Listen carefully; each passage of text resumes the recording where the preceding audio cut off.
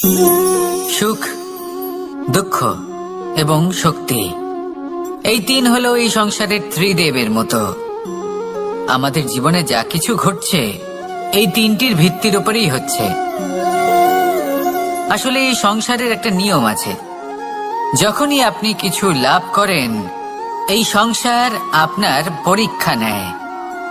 এটা জানার জন্য আপনার পরীক্ষা নেয় যে আপনি যা কিছুই লাভ করেছেন আপনি কি আদৌ সেটার যোগ্য কিনা। ঠিক সেইভাবেই এই সুখ, দুঃখ এবং শক্তি আপনার পরীক্ষা নিয়ে থাকে। যখন সুখ আসে তখন সে আপনার পরীক্ষা নেয় যে আপনার মধ্যে অহংবোধ জাগ্রত হয়নি তো। যদি অহংবোধ চলে আসে তাহলে সুখ সেখানেই সঙ্গ ত্যাগ করে। দুঃখ আপনার ধৈর্যের পরীক্ষা নিতে থাকে, আর যদি আপনার মধ্যে ধৈর্য না থাকে তাহলে এটা আপনাকে আরো বেশি দুঃখের গভীর অন্ধকারে ঠেলে দেবে। সেখানে শক্তি পরীক্ষা নেয় আপনার বিনম্রতার। যদি আপনি বিনম্র না হন তাহলে হয় এই শক্তি আপনার সঙ্গ ত্যাগ করবে, নয় এই শক্তি বিনম্রতার অভাবে আপনার পতনের কারণ হতে পারে। এই সংসারে যে কোনো ব্যক্তি যিনি এই পরীক্ষায় উত্তীর্ণ হয়ে থাকেন এই জীবনে তিনি সাফল্য লাভ করেন। আসুন আমার সাথে ভালোবেসে বলুন, রাধা রাধা। ভয়ের সাথে আমরা সবাই পরিচিত, কষ্ট আমরা সবাই পেয়েছি। কখনো কখনো আমরা অসুস্থ হয়ে পড়ি, আর এমন সময় হলে মাতার মমতা, কখনো বাবার স্নেহ, কখনো বন্ধুদের পাশে থাকার অনুভূতি আমাদের রোগ নিরাময়ে সাহায্য করে। কখনো যদি আমরা নিরাশ হয়ে পড়ি, তখন যদি আমাদের কোনো আপনজন আমাদের দুটো ভালো কথা বলে তখন আমাদের মনোবল বেড়ে যায়। ঠিক তেমন সংসারের এই রঙ্গমঞ্চে যদি আপনি পীড়িত অনুভব করেন, কিছু শুভ কথা আলোচনা করুন, কিছু স্তুতি গান করুন, কিছু মুহূর্তের জন্য হলেও নিজের ইষ্টদেবের কথা স্মরণ করুন আর প্রার্থনা করুন। সাহস বাড়বে, শক্তিও বৃদ্ধি পাবে এবং সামনে এগিয়ে চলার পথও দেখতে পাবেন। তখন এই মন প্রসন্ন হয়ে বলবে, রাধা রাধা। এই সংসারে কখনো কোনো ব্যক্তিকে তার বাইরের পোশাক দেখে বিচার করার চেষ্টা করবেন না, এটা খুব বড় ভুল করবেন। যেমন আমরা জীবনে অনেক সময় এমন করি, ধরুন কোথাও একটা গাছ দেখলাম, খুব বিশাল আকারের একটা গাছ, যেটা মাটির থেকে অনেক উঁচুতে পৌঁছে গেছে, যার বিশাল শাখা আছে। সেগুলো দেখে আমরা ভাবি যে এই গাছে হয়তো কত সুস্বাদু ফল আছে, আমরা সেই গাছের পরিচর্যা করতে থাকি। আবার অন্যদিকে হলো একটি তৃণ, যেটা মাটি থেকে কিছুটা উঁচুতে পৌঁছেছে, কিন্তু সেই তৃণর নিচে, মাটির নিচে অত্যন্ত সুস্বাদু ফল বা সবজি জন্ম নেয়, যা আমাদের স্বাস্থ্যের পক্ষে অত্যন্ত উপকারী। সেই জন্য কখনো আবরণ দেখে কাউকে বিচার করতে চেষ্টা করবেন না। তার বদলে এটা বোঝার চেষ্টা করুন যে আপনার সামনে যে ব্যক্তি আছে বা বস্তু আছে তার বিশেষত্ব কি।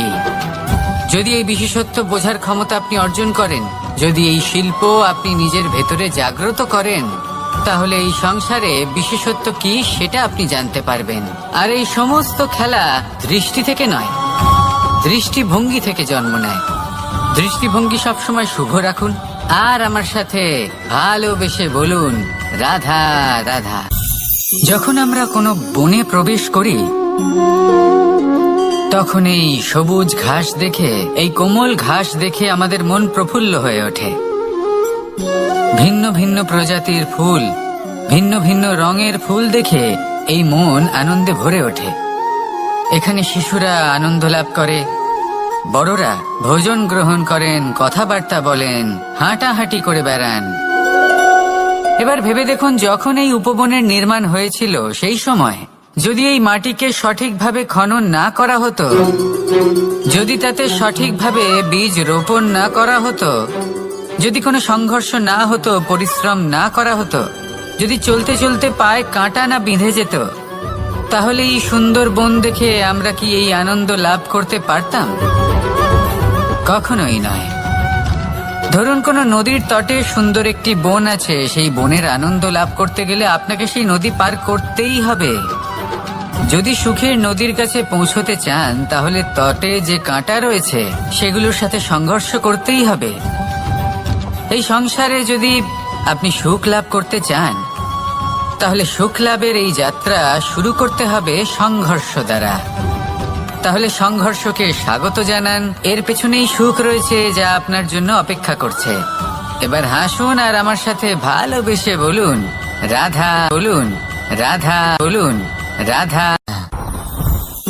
জীবনে কিছু শেখা অত্যন্ত গুরুত্বপূর্ণ।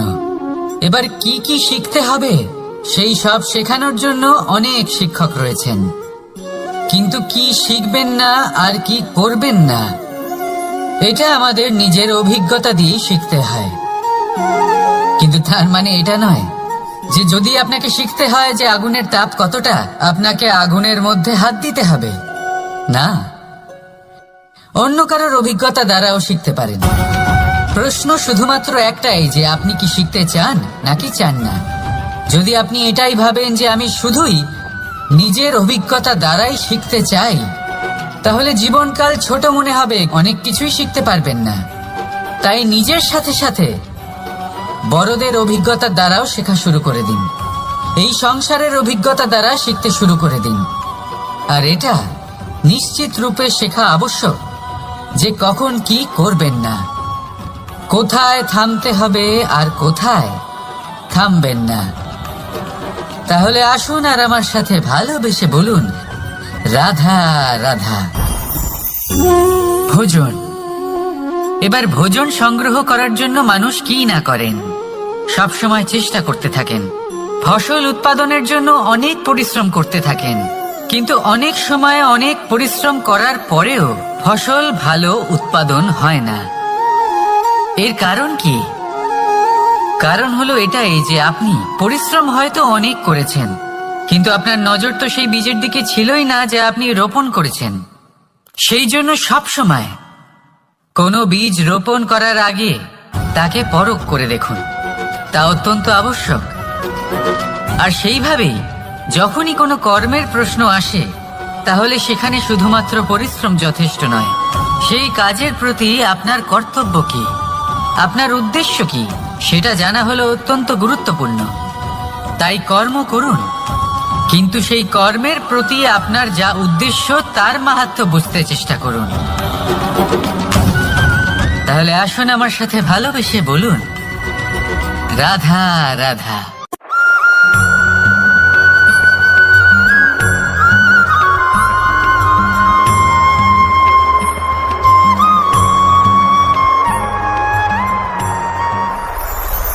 কখনো কখনো আমরা ভাবি যে কোনো ব্যক্তি যিনি ধর্মের পথে চলেছেন, যদি তার দ্বারা কোনো ভুল হয়ে থাকে তাহলে নিয়তি তাকে সেই মুহূর্তেই কঠোর শাস্তি দেন।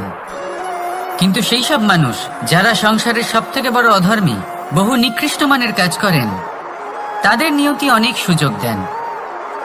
তাদের নিয়তি এরকম কঠোর প্রহার করেন না। এই ভাবনা কখনো না কখনো মনে আসেই। ভেবে দেখুন কেন? আসলে জীবনকে বেশিরভাগ মানুষ একভাবেই দেখে থাকেন, বিভিন্ন স্তরে একে দেখা উচিত। এবার আপনি বলুন, এই সংসারে কোনো অধর্মী কখনো প্রেরণার উৎস হতে পারেন? কখনোই নয়। যে মানুষ নিজের আত্মাকে মলিন করে ফেলেছেন তিনি এই সংসারকে কিভাবে প্রেরণা যোগাবেন? উনি নিজেই বুঝতে পারেন না কোনটা করা উচিত, ধর্ম কোনটা। তাই নিয়তি তাকে একটা সুযোগ দেন, এটা বোঝার সুযোগ দেন যে কোনটা উচিত কোনটা ধর্ম। সুযোগ দেন নিজের বিবেক জাগিয়ে তোলার, তাকে সুযোগ দেন নিজের অন্তরাত্মার ডাক শোনার। যখন তাতেও কাজ হয় না তখন নিয়তির কাছে একটাই পথ বাকি থাকে, আর তা হলো মহাবিনাশ। মহাবিনাশ হয়তো দেরিতেই আসতে পারে, কিন্তু তা অবশ্যই আসবে। আর যখন মহাবিনাশ আসে তখন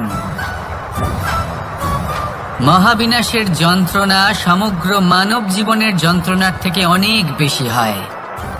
এই কথাটা সবসময় মনে রাখবেন। আর অন্যদিকে যে মানুষ ধর্মের পথে চলছেন তার দ্বারা যদি কোনো ভুল হয়ে থাকে তখন নিয়তি তার পরীক্ষা নেন। কিছুক্ষণের জন্য মানুষের মনে হতে পারে নিয়তি তাকে কঠোর শাস্তি দিয়েছেন। এই সংসারে সব থেকে বড় ব্যক্তি কে? আপনি বলবেন এই কেমন ধরনের প্রশ্ন, কিন্তু এটা হলো সব থেকে উচিত প্রশ্ন। কেউ এর উত্তর দেবে যে সেই মহাপ্রতাপী রাজা, তিনি হলেন সব থেকে বড় ব্যক্তি, সেই বড় রাজনীতিবিদ, তিনিই সব থেকে বড় ব্যক্তি। আমি আপনাকে জানাই যে সংসারের সব থেকে বড় ব্যক্তি হলেন তিনি, যার সাথে দেখা করলে আপনি নিজেকে ছোট মনে করবেন না। কোন ব্যক্তি যিনি সব থেকে বেশি শক্তিশালী, আপনি যদি তার সামনে যান তাহলে উনি আপনার অন্তরের শক্তিকে বাইরে বের করে আনবে, আপনার অন্তরে লুকিয়ে থাকা শক্তিকে জাগ্রত করতে প্রেরণা প্রদান করবে। তিনি হলেন বড় ব্যক্তি, তিনি হলেন মহান ব্যক্তি। তিনি নন যিনি নিজের বল এবং ঐশ্বর্য দ্বারা আপনাকে তার সামনে ছোট প্রমাণ করবেন। এবং সেই জন্য মহাদেব আমার আরাধ্য হলেন আমার খুব প্রিয়। কারণ রাজা হোক বা ফকির, কেউ যদি ওনার সামনে যান তাহলে সে নিজেকে ছোট মনে করেন না। আপনিও যদি জীবনে অনেক বড় হতে চান তাহলে কাউকে কখনো নিজেকে ছোট মনে করতে দেবেন না। তার অন্তরে বড় হয়ে ওঠার প্রেরণা প্রদান করুন। আসুন আমার সাথে ভালোবেসে বলুন, রাধা